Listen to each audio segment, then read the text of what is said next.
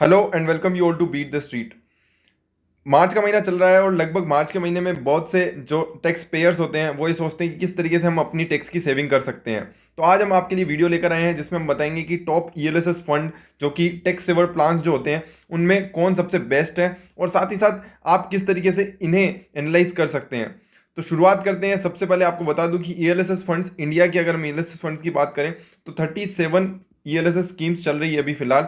और अगर उनकी हम लॉन्गेटिविटी और साथ ही साथ उनके असेट अंडर मैनेजमेंट की बात करें, मतलब कि उनके पास कितना पैसा है जो वो डिप्लॉय करेंगे, उसकी बात करें तो सबसे यहाँ पर हम अगर लॉन्गेटिविटी से स्टार्ट करें तो क्वांटम टैक्स सेविंग फंड है जिसकी उम्र, जिसकी ईयर्स 13.1 ईयर्स है, सबसे पुराना है, बट उसमें मात्र 100 करोड़ रुपए का एयूएम है। वहीं अगर हम एक्सिस लॉन्ग टर्म इक्विटी की बात करें तो उनका जो एयूएम है वो 33,000 करोड़ के साथ, 33,785 करोड़ के साथ सबसे ज़्यादा एयूएम वाली कंपनी या सबसे ज़्यादा एयूएम वाली स्कीम आप कह सकते हैं वो एक्सिस लॉन्ग टर्म इक्विटी है। इसके अलावा अगर हम दूसरे कंपनीज की बात करें तो वहाँ पे DSP tax saver funds, Franklin, HDFC, HSBC, सभी कंपनीज के अपने अपने फंड्स हैं और उनकी लगभग एज की अगर हम बात करें तो 9.1 ईयर्स है, किसी की 7 ईयर्स है। तो इस तरीके से यहाँ पे हमारी 37 स्कीम्स हैं। बट अब इसको एनालाइज करने के लिए हमने यहाँ पर आपके सामने रखे हैं कि 1 ईयर का रिटर्न, 3 ईयर का रिटर्न और 5 ईयर का रिटर्न, और किस तरीके से 2014 से 2021 तक कंपनी की फंड्स हैं उन्होंने परफॉर्म किया है। तो वो यहाँ पर आप देख सकते हैं over a longer period of time. अगर हम देखते हैं तो 1 ईयर का, पिछले साल का अगर हम रिटर्न देखें तो बड़ौदा ईएलएसएस 96 फंड है जिसने 35% तक का रिटर्न दिया है। वहीं बीओआई एक्से ने 37% तक का रिटर्न दिया है। तो पिछले साल में काफ़ी, पिछले साल क्योंकि 2000 कोविड के बाद काफ़ी मार्केट भागे थे तो उसमें काफ़ी तगड़े तगड़े रिटर्न बने हैं। बट अगर हम over a period of time देखते हैं तो 5 साल का जो अगर हम रिटर्न परसेंटेज देखें तो क्वांटम ने 10% दिया है, आदित्य बिरला ने 13%, एक्सिस लॉन्ग टर्म इक्विटी ने 18% का रिटर्न दिया है। वहीं बीएनपी परिवार ने 16.5%, डीएसपी टैक्स सेवर ने 17.5%। तो आप देख सकते हैं कि आईडीएफसी टैक्स एडवांटेज ने 44.5% का भी रिटर्न दिया है। तो ये क्या सस्टेनेबल है? और क्वांट टैक्स प्लान की बात करें तो 63% का रिटर्न पिछले साल में दिया है और उससे पिछले साल में 39% और उससे पिछले साल में 26% का रिटर्न दिया है। तो अब हम एनालाइज करेंगे। अब अगर हम इसमें से अगर सेलेक्ट करें तो कुछ हम कंपनीज अगर हम सेलेक्ट करते हैं तो क्वांट टैक्स प्लान यहाँ पर निकल के आता है जिसको हमें सेलेक्ट करना चाहिए, क्योंकि अगर ओवर द पीरियड ऑफ देखें तो काफ़ी अच्छा रिटर्न यहाँ पर दे रहा है। इसके अलावा हमने सेलेक्ट किया है जो सबसे बड़ा एयूएम जिसका है एक्सिस लॉन्ग टर्म इक्विटी। और दो ऐसे फंड जिनको हमें और एनालाइज करना चाहिए जिसका मैं आपको बताता हूँ, वो है एक Mirae asset tax saver fund जिसका भी रिटर्न काफ़ी अच्छा है, 31.4% है और ओवरऑल 5 सालों में 22% है। तो यहाँ पर भी ड्रॉ डाउन काफ़ी कम है। और इसके अलावा अगर हम बात करते हैं एक और फंड की तो वो आपके सामने हम उसको कंपेरिजन करने वाले हैं। सो कंपैरिजन करने के लिए हमारे सामने है अभी Quant tax plan, Mirae asset tax saver fund, Canara Robeco equity tax saver fund और एक्सिस लॉन्ग टर्म इक्विटी। तो ये हमने आपको बताया किस तरह से सेलेक्ट किया है। तो क्वांटेक्स सेवर का सबसे रिटर्न काफ़ी खतरनाक है, एक्सिस लॉन्ग टर्म का सबसे बड़ा प्लान है, मिराई असेट टैक्स सेवर लगभग सेकंड रैंक पे चलता है in terms of return as well as in terms of longevity.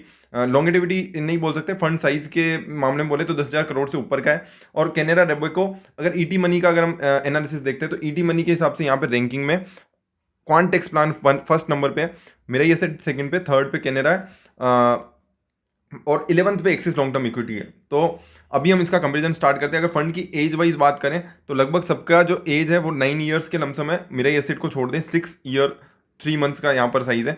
वहीं अगर फंड साइज की बात करें तो सबसे छोटा है क्वांटेक्स प्लान, 855 करोड़ का एयूएम है। वहीं अगर मेरा ये सेट का बात करें 10,000 करोड़, कैनेरा की बात करें 3,218 करोड़ और एक्सिस लॉन्ग टर्म, तो एक्सिस लॉन्ग टर्म का अगर हम एयूएम देखते हैं काफ़ी बड़ा है। बट इसके पीछे का एक रीज़न ये भी हो सकता है क्योंकि इनका जो डिस्ट्रीब्यूशन है वो काफ़ी तगड़ा है, क्योंकि इनका जो डिस्ट्रीब्यूशन है एक्सिस बैंक अगर हम देखें तो हर आपको हर टीयर 2 टीयर 3 सिटीज़ में भी मिल जाते हैं। तो वहाँ से डिस्ट्रीब्यूशन की पावर थोड़ी इनकी ज़्यादा है, इसके कारण इनका एयूएम काफ़ी ज़्यादा है। वहीं अगर हम इसको डिनाई नहीं कर सकते क्योंकि अगर देखो कोई भी फंड जिसका 500 करोड़ से ऊपर का वैल्यू होता है वो उसका मैनेजमेंट काफ़ी अच्छा माना जा सकता है। बट जितना ज़्यादा होता है उतना अच्छा, और जितनी ज़्यादा एज होती है उतनी अच्छी मानी जाती है। तो एज के मामले में अगर हम देखें तो 5 साल से सभी ऊपर है, तो एक डिसेंट टाइमलाइन हो चुका है जिसमें हम इनको एनालाइज कर सकते हैं। वहीं over a period of return की अगर हम बात करते हैं तो सबसे नंबर 1 पे यहाँ पर आप देख सकते हैं 5 ईयर डाउन द लाइन अगर हम रिटर्न की बात करें तो 23% आता है क्वांट में। वहीं अगर 19% आता है मिराई टेक्स में, कैनेरा में 18% और एक्सिस लॉन्ग टर्म में वापस यहाँ पे 15% आता है, which is the lowest one. तो क्वांटेक्स प्लान यहाँ पर फिर से नंबर 1 पे आ जाता है, रिटर्न परसेंटेज में भी यहाँ पर नंबर 1 पे आ जाता है। बट अगर हम टोटल एयूएम की बात करें तो वहाँ पे नंबर 4 पे आता है। तो पहली चीज़ तो हो गई एयूएम सबसे नंबर 4 पे। अगर एज वाइज बात करें तो ये आता है फर्स्ट नंबर पे, क्योंकि तीनों फर्स्ट नंबर पे, मिराई एसेट सेकंड नंबर पे। वहीं अगर रिटर्न की बात करें तो वापस ये फर्स्ट नंबर पे आ जाता है, मिराई एसेट यहाँ पे सेकंड नंबर पे, थर्ड नंबर पे और फोर्थ नंबर पे। तो हम मैंने जो इसका अलोकेशन किया है वो क्वांट फर्स्ट पे किया है, मिराई इसलिए फर्स्ट सेकंड थर्ड फोर्थ इस तरीके से किया है। अब आ जाते हैं कि रिस्क मेजर्स को आपको मैं समझाता भी जाता हूँ और ये क्या होते हैं। तो स्टैंडर्ड डेविएशन क्या होता है कि पर्टिकुलरली कितनी रिस्क, अगर हम इसको देखें तो ये ईटी मनी की जो वेबसाइट, आप इसमें जाके आप भी इससे पूरा स्ट्रीमलाइन चेकआउट कर सकते हैं और सबसे बेस्ट वेबसाइट है अगर आपको म्यूचुअल फंड का कंपेरिजन करना है तो स्टैंडर्ड डेविएशन मतलब होता है कि कितनी रिस्क पर्टिकुलरली किसी प्लान में इन्वॉल्व है। तो 24%, इसमें जितना हायर होता है, जितना लोअर होता है उतना बेटर होता है। तो आप यहाँ देख सकते हैं कि सबसे लोअर यहाँ पे है कैनेरा में 20, और उसके बाद आप देख सकते हैं उसके बाद एक्सिस लॉन्ग टर्म इक्विटी आता है, फिर मिराई एसेट टेक सेवर, और क्वांट में थोड़ी यहाँ पर रिस्क ज़्यादा होती है, क्योंकि ये सारी चीज़ें जो होती है क्वांट में, जो प्लानिंग होती है वो पूरी क्वांटिटेटिव डिटेल्स के बेसिस पे की जाती है, इसलिए वहाँ पे थोड़ी रिस्क आप ज़्यादा बोल सकते हैं। वहीं अगर हम शार्प रेशियो की बात करें तो शार्प रेशियो मीन्स होता है कि रिस्क रिटर्न रेशो। तो यहाँ पर इसमें होता है कि रिटर्न डिवाइड बाय रिस्क, आप बोल सकते हैं इसे सिंपल भाषा में, कि कितना पर यूनिट रिस्क के बदले में आप कितना रिटर्न आप कमा रहे हैं। तो जितना ज़्यादा होगा उतना बेटर होगा। यहाँ पर भी अगर देखें तो कॉन्टेक्स प्लान यहाँ पर जीत जाता है, क्योंकि उसका रिटर्न ऑब्वियसली ज़्यादा है। उसके बाद आता है कैनेरा, उसके बाद आता है आपका मिराई एसेट टेक सेवर, और फिर axis long term equity. Beta मतलब होता है कि बीटा मतलब कि मार्केट के कंपैरिजन में आपका जो फर्म फंड का परफॉर्मेंस है वो किस तरीके का चल रहा है। तो अगर आप यहाँ पर देखें बीटा की, अगर इसकी डेफिनेशन को समझें, ये फंड का बीटा अगर 1 से कम होगा तो उससे रिस्की समझा जाता है, उसको लेस रिस्की समझा जाता है। और फंड का अगर बीटा वो 1 से ज़्यादा होगा तो उसको रिस्कियर समझा जाता है। तो आप यहाँ देख सकते हैं कि फंड का बीटा किसी का भी 1 से ज़्यादा नहीं है, तो सबका जो रिस्क है वो यहाँ पर लगभग सेम है। क्वांट और मिराई का लगभग सेम है, 0.97 और 1 का, बट उनका तो 0.88 है। तो वो as compared to beta the in terms of the market return अगर हम देखें तो कैनेरा और एक्सिस लॉन्ग टर्म यहाँ पर जीत जाते हैं। वहीं पे अगर हम बात करते हैं सोनिटो, भी इसी तरीके का आपका रेशो है, जिसको अगर हम यहाँ पे समझें कि return per unit of risk यहाँ पर कितना निकल के आता है, तो यहाँ पर भी आप देख सकते हैं 1.58 आता है सबसे हाईएस्ट रिटर्न सोनिटो में, फिर मिराई, फिर कैनेरा, और फिर मिराई, और उसके बाद एक्सिस लॉन्ग टर्म इक्विटी। वहीं अल्फा मतलब होता है कि आप कितना रिटर्न ज़्यादा दे पा रहे हो एज कम्पेयर टू आपकी जहाँ पर जिससे आप खुद का कंपेरिजन कर रहे हो, मतलब बेंचमार्क इंडेक्स। तो बेंचमार्क यहाँ पर सबकी बेंचमार्क इंडेक्स की अगर हम बात करें तो बेंचमार्क इंडेक्स यहाँ पे निफ्टी 500 को लिया है, क्योंकि ये जो स्टॉक्स चूज करते हैं वो निफ्टी 500 के अंदर से चूज करते हैं, और सबका का लॉक इन पीरियड 3 इयर्स होता है। क्योंकि अगर एक आप एटीसी में अगर आपको 1,50,000 का डिडक्शन लेना है तो एटीसी में आपको यही टैक्स सेवर प्लान्स में यही आपको देखने को मिल जाता है। तो ये सारे हो जाते हैं, इसमें भी हाईएस्ट आ जाता है, बहुत ज़्यादा रिटर्न यहाँ पर अल्फा जनरेट किया है क्वांटेक्स प्लान ने। बट ये सस्टेनेबल है या नहीं, क्योंकि अगर हम देखते हैं कोविड के बाद से क्वांटेक्स प्लान का जो रिटर्न परसेंटेज है वो काफ़ी बढ़ चुका है। अदरवाइज अगर हम देखते हैं तो इतना नहीं था, बट मिराई ने काफ़ी सस्टेनेबल पिछले 6 सालों में रिटर्न दिए हैं। तो इसलिए मिराई यहाँ पर 4.3 पे है। वहीं कैनेरा की बात करें तो 6.13 पे, but axis long term equity ने यहाँ पर बिल्कुल यहाँ पर लोएस्ट परफॉर्म किया है अल्फा के मामले में, तो वो यहाँ पर सबसे नेगेटिव पॉइंट निकल के आ जाता है। एयूएम वाली हाईएस्ट है, आपको ये समझना होगा कि एयूएम हाईएस्ट होने से सब चीज़ें नहीं होती है, आपको रिटर्न तो जनरेट करना ही पड़ेगा ना, अल्टीमेटली आप तो कमाएंगे रिटर्न से। तो वो यहाँ पर जनरेट नहीं हो पा रहा है एक्सिस लॉन्ग टर्म इक्विटी में अभी तक जो हम देखते हैं। यहाँ पर जीत जाता है क्वांटेक्स प्लान यहाँ पे आ जाता है नंबर 1 पे, ये सेकंड नंबर पे, थर्ड नंबर पे, और ये फोर्थ नंबर पे। तो अब अगर आपको चाहिए कि आपके रिस्क पर से आपको अगर सेलेक्ट करना है तो आपके पास यहाँ पर आ जाता है, अल्फा के वाइज सेलेक्ट करना है तो आपको यहाँ पर क्वांटेक्स प्लान आ जाता है। तो ये ओवरऑल पैरामीटर्स होते हैं जिसको हम एनालाइज करते हैं। इसके अलावा अगर हम पोर्टफोलियो वाइज बात करते हैं कि कौन सी कंपनी है जिनकी टोटल होल्डिंग यहाँ पर मेजर है या कौन से सेक्टर में ये एलोकेशन करते हैं, तो क्वांटेक्स प्लान का अगर हम देखते हैं तो सबसे डिफरेंट पैरामीटर्स यहाँ पर आपको देखने को मिलते हैं। यहाँ पर सबसे हाईएस्ट एलोकेशन केवल 21% है, अदरवाइज दूसरों में देखेंगे हम 33% के लमसम फाइनेंशियल्स, मतलब कि बैंकिंग स्टॉक्स और आप कह सकते हैं इंश्योरेंस स्टॉक्स, इस तरीके के फाइनेंशियल स्टॉक्स में इन्वेस्टमेंट किया हुआ है। तो 31% मिराई एसेट ने फाइनेंशियल्स में किया हुआ है।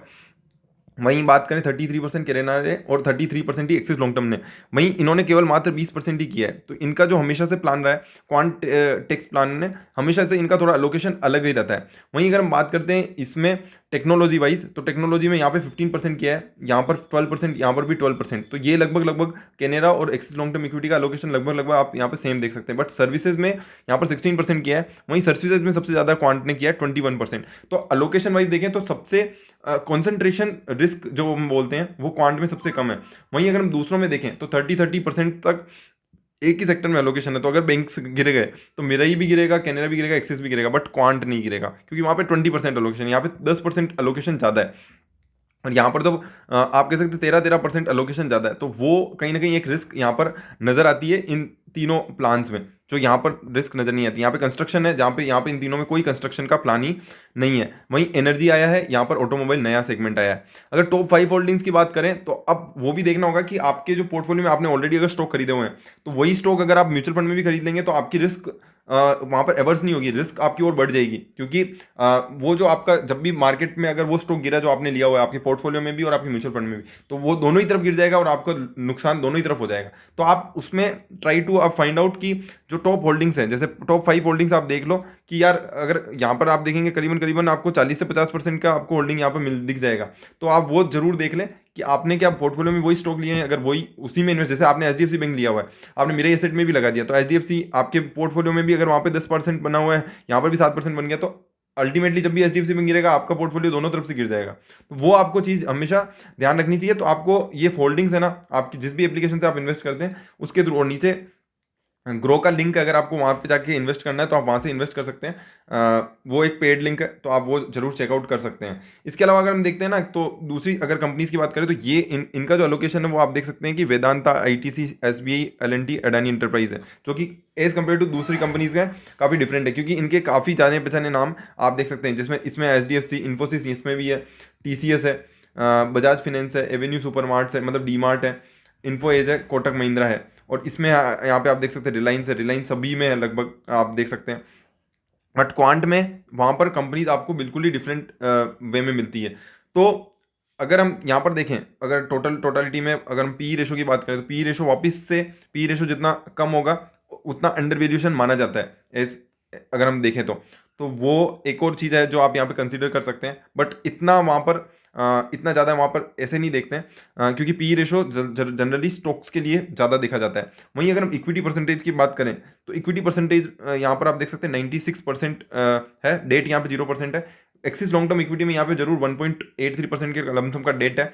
बाकी अगर हम इक्विटी वाइज बात करें तो 99% मिराई ने अपना इन्वेस्टेड रहता है। तो जितना ज़्यादा इन्वेस्टेड रहता है इक्विटी में, क्योंकि हमने इक्विटी के लिए पैसा दिया है अल्टीमेटली, क्योंकि ईएलएसएस फंड है, इक्विटी लिंक्ड इंश्योरेंस स्कीम, तो अगर जितना ज़्यादा अलोकेशन होगा टू एनी इक्विटी परसेंटेज, जितना ज़्यादा आपका रिटर्न, मतलब अब यहाँ पे अगर आप मान के चलो कि अगर 96% ही एलोकेशन है, तो अभी 4% पैसा तो आपका अभी तक भी बैंक में पड़ा है, यहाँ पे 5% के लमसम पैसा आपका बैंक में पड़ा है। तो उससे क्या होगा ना कि देखो, उससे एक चीज़ तो ये होती है कि यहाँ पर लिक्विडिटी की प्रॉब्लम नहीं हो, इसके लिए ये 4% बैंक में रखते हैं। और दूसरी चीज़ ये होती है कि कभी भी अगर कोई बंदा आ गया तो उसको देना पड़ेगा, वो लिक्विडिटी का जो प्रॉब्लम होता है उसको सॉर्ट आउट। और किसी मतलब अभी एक स्टॉक ने को बेचा हमने, ये क्या रेगुलर अपडेट नहीं होता है, तो अगर किसी स्टॉक को आपने बेचा और आप दूसरे में लगाने के लिए आप थोड़ा सा टाइमलाइन बीच में अगर टाइम गैप हो गया, तो वहाँ पर भी आपका वो इक्विटी में नहीं जाता है, वो कैश में पड़ा रह जाता है, तो वो भी यहाँ पर कहीं ना कहीं प्रॉब्लम हो सकती है। तो वो देखिए, तो मिरई का यहाँ पे एलोकेशन सबसे फास्टेस्ट रहता है।